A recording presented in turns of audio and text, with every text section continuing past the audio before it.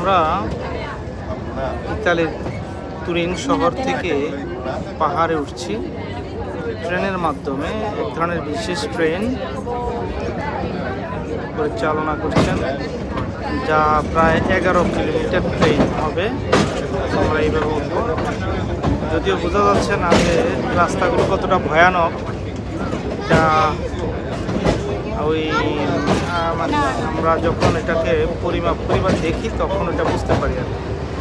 যাই হোক, উঠছি আমরা সবাই আমাদের জন্য দোয়া করবে।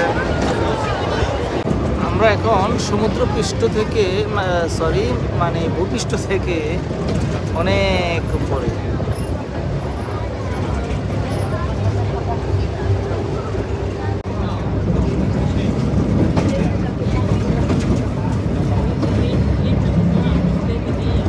উঠতে পারে না, বুঝছো, জোরে উঠতে পারে না, কারণ অনেক শক্তি নিয়ে উঠতে হয় তো।